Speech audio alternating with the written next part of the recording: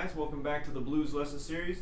In this video we're looking at a minor pentatonic scale drill, and we're applying it specifically to box number 1, but you can of course take it to box 2, 3, 4, or 5, and I recommend doing that because it will give you facility in those boxes as well.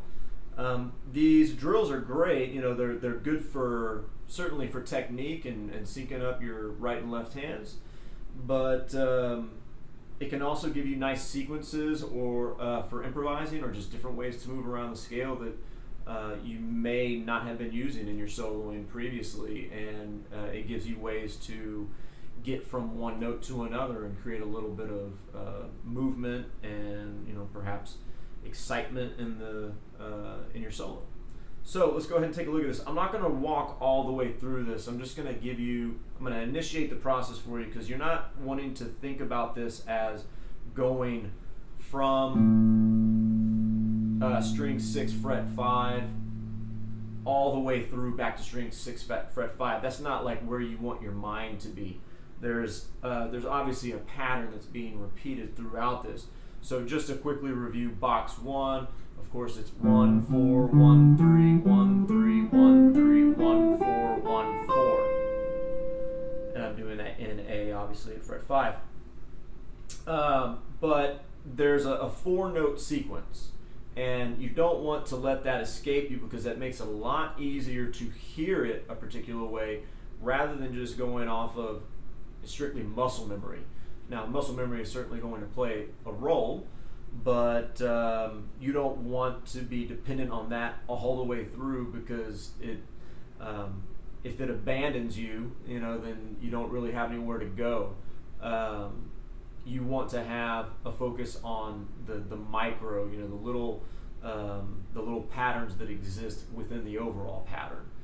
So let's go ahead and walk through that a little bit. It's a 4-note sequence.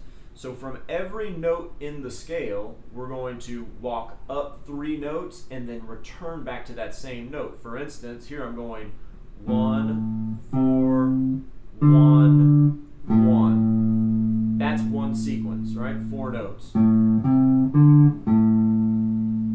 then I go to the next note in the scale. 4, 1, 3, 4. Then I go to the next note in the scale.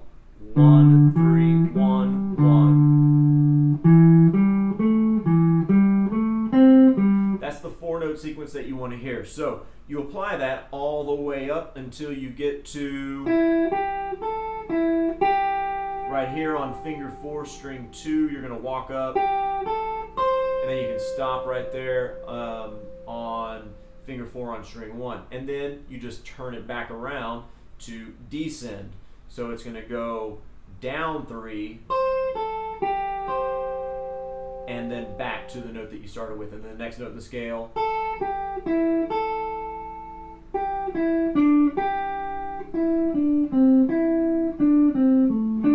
So you want to be listening for that as you're playing.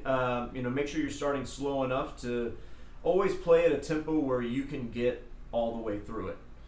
If you're playing it too fast and you're stopping and you're going back to the beginning, and it's a lot of wasted time. You know, we get too hung up with trying to play fast immediately, and you just have to be able to process all the information. So you do that at a slow rate, it's going to sequence everything in your brain, everything's going to be firing the way that you want it to, and then playing it fast isn't going to present as much of a challenge. So couple notes, of course make sure you're using alternate picking all the way through, and try to have a very loose, flexible grip and wrist, and just small movements, thinking about where that pick needs to be traveling to. And then in the left hand, you're going to have to do a lot of what I call finger rolls. So we get one right when we start out, because our first finger is taking care of every lower sounding note, and then also in the middle here with finger 3, we're going to have to roll with these fingers in this manner. So if I do the first sequence,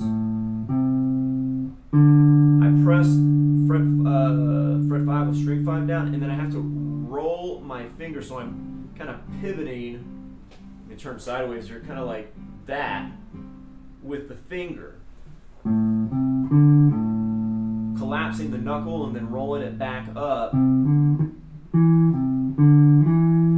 like this.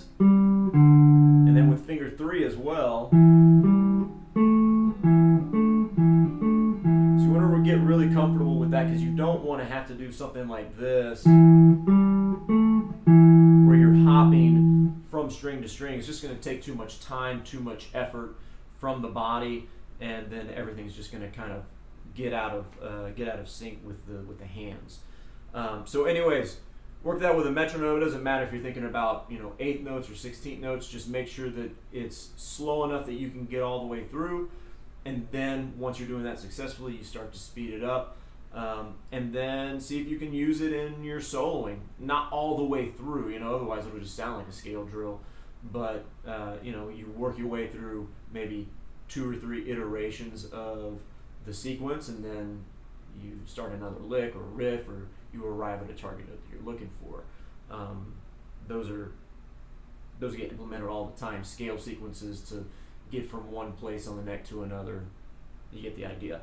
So anyways, have fun with that, guys. I hope it is a technique buster, and we'll see you in the next video. Thanks a lot.